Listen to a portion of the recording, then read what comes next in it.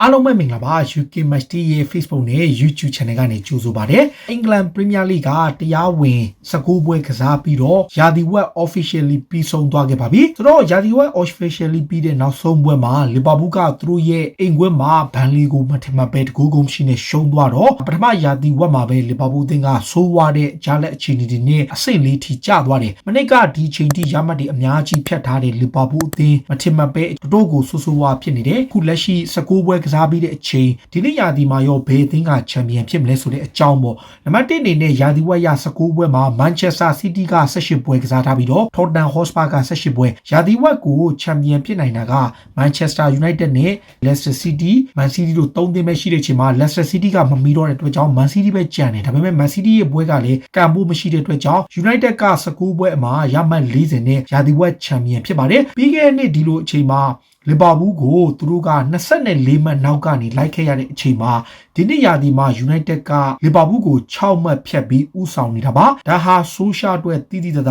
ာတိုးတက်လာခဲ့သလိုရာသီဝက်ချန်ပီယံဖြစ်ထားတဲ့အသင်းတွေဟာ Premier League ကလပ်အသင်းသမိုင်းတစ်လျှောက်မှာလ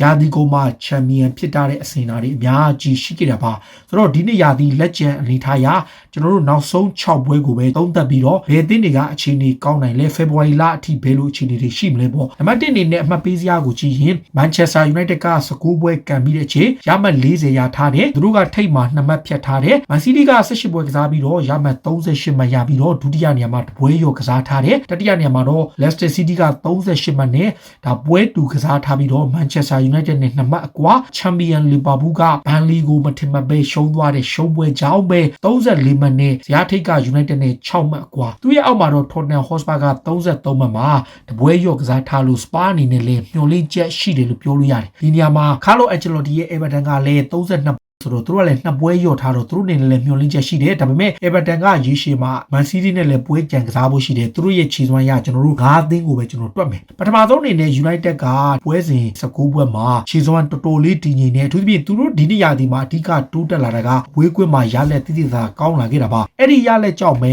Manchester United က Liverpool တို့ Man City တို့ Spa တို့ Leicester City ကိုဂျော်ပြီးထိတ်ဆုံးမှာရှိတယ်ဆိုရှာအသင်းကိုရာသီစားကတော့ဘယ်သူမှအထင်မကြီးကြပါပဲဖြည်းဖြည်းနဲ့သူတို့အောင်မြင်မှုတွေရပြီးနိုင်ပွဲဆက်လာတဲ့ခြေစွမ်းတည်ငြိမ်နေတယ်ဒါပေမဲ့ Manchester United အနေနဲ့ဒါလက်ကျန်ရာသီဝက်မှာပွဲကြီးတွေကိုသူတို့နိုင်ဖို့လိုအပ်တယ်ရာသီဝက်ချန်ပီယံဖြစ်ခဲ့တဲ့နှစ်ပေါင်း30အတွင်းချန်ပီယံဖြစ်ထားတဲ့အသင်းတွေမှာဒါစုစုပေါင်း3ချိန်ပြအာဆနယ်ကရာသီဝက်မှာ1ချိန်လီဗာပူးက2ချိန်အဲ့3ချိန်စလုံးကိုရာသီဝက်မှာမချန်ပီယံမဖြစ်တာကလွဲရင်ကျန်တဲ့အသင်းတွေအားလုံးဟာရာသီကုန်မှာချန်ပီယံဖြစ်သွားကြတာကြီးပဲဆိုတော့ Manchester United အတွက်အဲ့ဒီမှတ်တမ်းရကြည့်ရင်မျှော်လင့်ချက်ရှိပြီးအခွင့်အရေးကောင်းတယ်လို့ပြောလို့ရတယ်ပထမဆုံးအနေနဲ့ United ကရမှတ်40နဲ့ဦးဆောင်နေတဲ့အချိန်သူတို့ကစားမဲ့နောက်ပွဲစဉ်တွေရဲ့6ပွဲကိုကြည့်မယ်ဆိုရင်နံပါတ်1အနေနဲ့ Sheffield United ကိုအိမ်ကွင်း Arsenal ကိုအဝေးကွင်း Southampton ကိုအိမ်ကွင်း Everton ကိုအိမ်ကွင်း West Brom ကိုအဝေးကွင်းနဲ့ Newcastle ကိုအိမ်ကွင်းအဲ့6ပွဲမှာသူတို့ကအိမ်ကွင်း4ပွဲအဝေးကွင်း2ပွဲကန်ရမယ် possibility ရနိုင်ခြေက Sheffield ကိုသူတို့3မှတ်ရနိုင်တယ် Southampton ကိုအိမ်ကွင်းမှာကန်တယ်ဆိုရင်တော့3မှတ်ရနိုင်ပြီးတော့ Everton ကတော့နည်းနည်းလေးခတ်မယ် West Brom ကို3မှတ် Newcastle ကို3မှတ်တေချာပေါက်12မှတ်က4ပွဲသူတို့တေချာပေါက်နိုင်ပြီးတော့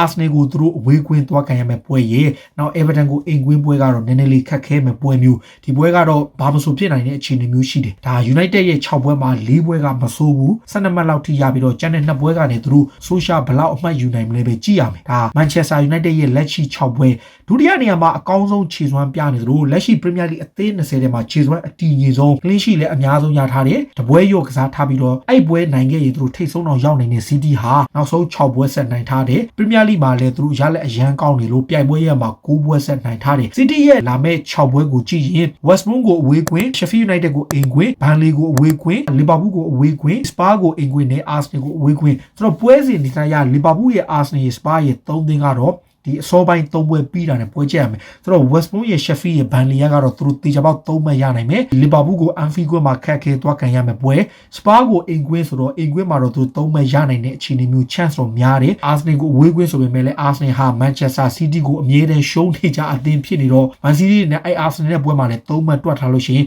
Spa နဲ့ Liverpool ပွဲဟာ City တဲ့ပွဲချက်ဖြစ်နိုင်တယ်သူတို့အနေနဲ့4ပွဲလုံးနိုင်ပြီးတော့2ပွဲကတော့ဘယ်လောက်ထိစွမ်းဆောင်နိုင်မလဲလက်ရှိ form ရ Kevin De Bruyne မပါပေမဲ့ မဲ့လီဗာပူးနဲ့ပွဲမှာဒါပြန်ပါလာနေတဲ့အခြေအနေမျိုးရှိရင်ဒါလက်ကျန်ပွဲတွေမှာမန်စီးတီးအနေနဲ့အကုန်လုံးတော့နိုင်သွားနိုင်တယ်အမှန်တိုင်းပြောတာဖုန်ရကြည့်ရင်သူတို့အကုန်လုံးကိုနိုင်ချင်ရှိတယ်ဒါပေမဲ့အန်ဖီကွင်းမှာလီဗာပူးကလည်းတောင်တင်းတဲ့အသင်းတစ်သင်းဖြစ်တော့ဒါခံမှန်းရခတ်တယ်ဒါပေမဲ့စီးတီးအနေနဲ့ chance ရှိတယ်တတိယနေရာမှာရှိနေတဲ့ Leicester City ကတော့သူတို့အနေနဲ့ခြေစွမ်းတည်ငြိမ်နေကောင်းတယ်ဆိုပေမဲ့မထင်မှတ်တဲ့ပွဲလေးတွေမှာအမှတ်လျော့တာက Leicester တို့ကန်ဆိုးစီတာ Leicester အသင်းကဒီနေ့ရာသီတွင်းမှာတောင်ပန်က Harvey Barnes နဲ့အားကိုးရတဲ့ James Maddison လည်းဂိုးတွေသွင်းနေပြီး Vardy တယောက်တည်းဂိုးသွင်းတာမဟုတ်ဘဲနဲ့ကျန်တဲ့ကစားမတွေစပြီးမျှဂိုးသွင်းတာက Leicester ရဲ့ကောင်းတဲ့ပဲ Brendan Rodgers ရဲ့အသင်းကလက်ရှိမှာ Everton ကိုသူတို့စပြီးတော့အဝေးကွင်းကန်ရမယ် Leeds United ကိုအိမ်ကွင်း Fulham ကိုအဝေးကွင်း Wolverhampton ကိုအဝေးကွင်း Liverpool ကိုအိမ်ကွင်းနဲ့ Aston Villa ကိုအဝေးကွင်းဆိုတော့သူတို့အနေနဲ့ Everton ကိုအဝေးကွင်းခတ်ခဲတယ် Leeds ကိုအိမ်ကွင်းဆို3မှတ်ရနိုင်တယ် Fulham ကိုအဝေးကွင်း3မှတ်ရနိုင်တယ် Wolverhampton လည်းလက်ရှိခြေပန်းရသူတို့နိုင်ချီရှိလို့သူတို့3မှတ်ရနိုင်တယ်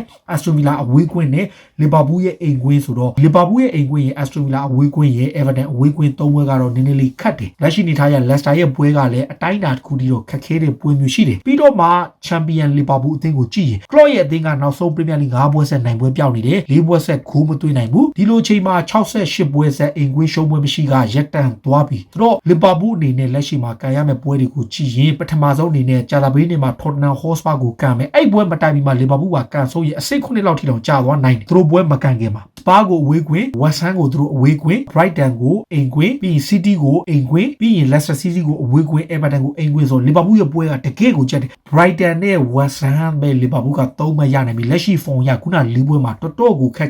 ကန်ရမယ်ဆိုတော့ Klopp အတွက်က Jamie Carragher ပြောလို့ပေါ့ February လကုန်လောက်ဆိုရင်တော့မှ Champion Race ကနေထွက်သွားနိုင်တယ်လို့သူကတော့သူ့အသင်းကိုအားမလို့အားမရနဲ့ဝေဖန်ထားတယ်တစ်ဖက်မှာ Tottenham Hotspur ကတော့လက်ရှိမှာ33မှတ်ဆိုပေမဲ့သူတို့ကလည်းတပွဲရော့ထားတယ်အဲ့နိုင်ပွဲရရင်သူတို့ကလည်း4မှတ်ပဲကွာတော့မှာသူတို့က Manchester United နဲ့9မှတ်အကွာကနေရှိနေပေမဲ့ Spurs ရဲ့လက်ကျန်ပွဲမှာ Liverpool ကိုအိမ်ကွင်း Brighton ကိုအဝေးကွင်း Chelsea ကိုအိမ်ကွင်း West Brom ကိုအိမ်ကွင်း City ကိုအဝေးကွင်းနဲ့ West Ham ကိုအဝေးကွင်းဆိုတော့သူတို့အနေနဲ့နံပါတ်1အနေနဲ့ Liverpool ကိုအိမ်ကွင်းကခတ်တယ် Chelsea ကိုအိမ်ကွင်းခတ်တယ်ပြီးတော့မှ City ကိုအဝေးကွင်းခတ်တယ်အဲ့3ပွဲကတော့ခတ်တယ်West Ham ကိုအဝေးကွင်းကလည်းဒိုကြီးပဲဘာလို့လဲဆိုတော့ West Ham ဟာ Tottenham ကိုအမြဲတမ်းဒုက္ခပေးတဲ့အသင်းတွေမှာပါတယ်ဆိုတော့ Spurs အတွက် West Ham ရဲ့ Chelsea ရဲ့ Man City ရဲ့ Liverpool ရဲ့ဒီ၄ပွဲကျက်ပြီးတော့ Brighton နဲ့ West Brom ပွဲပဲ6နေ Spurs ကလည်းတကယ့်ကိုပွဲကျက်ရှိတယ်လက်ရှိနေထားရအမှတ်ပေးစရာကိုကြည့်တဲ့အခါမှာ United က19ပွဲမှာရမှတ်40 goal difference က17ဂိုးသွင်းထားတယ် +11 Manchester City ကတပွဲရော့နဲ့38မှတ်ဂိုးကွာချက်ချက်က +18 ရှိတယ် Leicester City ကဂိုးကွာချက်ချက် +14 နဲ့38မှတ်ရထားပြီးတော့ Liverpool ကအပေါင်း15 Tottenham ကအပေါင်း16ဆိုတော့ United ကထိပ်ဆုံးမှာရှိပေမဲ့တကယ်လို့မှအမှတ်မတူသွားခဲ့ရင်သူတို့က goal difference မှာသူတို့အနည်းဆုံးဖြစ်နေတယ် Leicester က14 Liverpool က15 Spurs က16 City က18မှာ United က17ပဲရှိတယ်ဆိုတော့ Manchester United အနေနဲ့အမှတ်ပေး Champion ဆုကိုရကြည့်ရင်သွင်းဂိုးတွေကလည်းသူတို့ဒီထက်ပိုသွင်းဖို့လိုတယ်။ဘာကြောင့်လဲဆိုတော့ goal difference ဟာအရင်စကားပြောသွားနိုင်တယ်။မမရတစ်နှစ်တုန်းက Manchester United က City ကို goal difference နဲ့သူတို့ရှုံးခဲ့ဘူးတဲ့အမှတ်ရ Sergio Aguero ရဲ့နောက်ကျကိုကြောင့်ဒါကြောင့် United အနေနဲ့ရာသီဝက် Champion ဖြစ်ထားပေမဲ့လည်းအစင်လာတွေရမှတ်တမ်းကောင်းတွေရသူတို့ဟာ Champion ဖြစ်နိုင်တဲ့အခွင့်အရေးရှိတယ်။ဒါပေမဲ့ Social အသင်းကလက်ကျန်ရာသီဝက်ပွဲတွေမှာအသင်းကြီးတွေရဲ့ပွဲတွေကိုနိုင်ဖို့လိုတယ်။လက်ရှိနေထားရ United ကTottenham ကိုအဝေးကွင်း Arsenal ကိုအဝေးကွင်း Chelsea ကိုအဝေးကွင်း Man City ကိုအဝေးကွင်း Liverpool ကိုအိမ်ကွင်းဒါ Leicester ကိုအိမ်ကွင်း Leicester နဲ့ Liverpool ကိုအိမ်ကွင်းကလည်းရင်ကျန်တဲ့၄ပွဲကသူတို့အဝေးကွင်းကစားရမယ်အဲ့ဒါကြောင့် Social အနေနဲ့အဲ့ဒီ6ပွဲမှာအမှတ်ဘလောက်ယူနိုင်မလဲကဒီနေ့ရာသီသူတို့ရဲ့ Champion Super ကိုအဓိကအဆုံးဖြတ်ပေးမဲ့ပွဲပဲဆိုတော့ Social အသင်းကအဝေးကွင်းအကောင်းဆုံးပုံစံရထားလို့ရာသီဝက် Champion ဖြစ်ထားတဲ့ Manchester United က Champion ဖြစ်နိုင်လားလက်ရှိမှာရောအကောင်းဆုံး performance ပြနေတဲ့ Pep Guardiola ရဲ့အသင်းမှာ Kevin De Bruyne 3-4ပွဲလောက်နားနေတဲ့အချိန်City ကရော twist တွေပါဖြစ်သွားနိုင်လေ City ကအကောင်းဆုံးပုံစံကိုဆက်ထိန်းပြီးတော့ Champion ဆုကိုပဲသူတို့ပဲပြန်ယူသွားနိုင်မလားတစ်ဖက်မှာရော Champion ဟောင်း Leicester City ကရောတတိယနေရာကနေဘာတွေလုပ်ပြနိုင်လဲ2015-16နောက်ပိုင်းမှာသူတို့ကအကောင်းဆုံးပုံစံပြန်ရနေတယ်ဒါအပြင်တစ်ဖက်က Champion Liverpool ကလာမဲ့6ပွဲမှာပွဲချက်4ပွဲနဲ့ခြေစွမ်းကျနေတယ်သူတို့အသင်းကရောဂျုံကန်ရနိုင်လေဘလို့ပုံစံနဲ့ Klopp အသင်းကအကောင်းဆုံးပုံစံပြန်ရအောင်ယူနိုင်မလဲ Champion ဆုဖလားတွေကိုအကြိမ်ကြိမ်ယူပြီး Premier League 3ကြိမ်ရထားတဲ့ Mourinho ရဲ့ Tottenham ကရောခုနအသင်းအနေနဲ့အပြိုင် Title Race မှာဘယ်လောက်ထိဆက်ရှိနိုင်မလဲပရိသတ်တွေကရောဘယ်လိုမျိုးမြင်လဲလက်ရှိနေထားရ2020-21 Premier League ရာသီဝက်ရဲ့ Champion Manchester United ဖြစ်ပါတယ်ရာသီကုန်မှာအစင်လာအရာ Liverpool နဲ့ Arsenal ကလွဲရင်ကျန်တဲ့အသင်းတွေအားလုံးရာသီဝက် Champion ဖြစ်ပြီး Champion ဖြစ်ခဲ့မှုတဲ့မှတ်တမ်းရှိတယ်အဲ့လိုမျိုး3ကြိမ်ပဲဖြစ်ခဲ့မှုတဲ့အစင်လာမှာ Manchester United အနေနဲ့4ကြိမ်မြောက်မဖြစ်အောင်သူတို့အနေနဲ့ဘာတွေစွမ်းဆောင်ရမလဲ စီးတီးကရောနောက်တော့3နှစ်မှာတစ်ချိန်ချန်ပီယံဖြစ်ထားတဲ့ခြေစွမ်းမျိုးကိုပြန်လည်ပြသနိုင်မလားဒီလီဗာပူးကရောချန်ပီယံဆုကိုကာကွယ်နိုင်မလားလက်စတာစီးတီးကချန်ပီယံဟောင်းပြီးဘာတွေလုပ်ပြနိုင်မလဲမော်ရီညိုရဲ့အသင်းကပရီးမီးယားလိ4ချိန်မြောက်သူ့အတွက်ရနိုင်အောင်သူဘာတွေစွမ်းဆောင်မလဲဒါပရိသတ်တွေကရောဘယ်လိုမျိုးမြင်ကြလဲကိုမမဝင်ရောက်မှတ်ချက်ပေးကြပါပြောနေအားလုံးကိုကျေးဇူးတင်ပါတယ်ဗျာ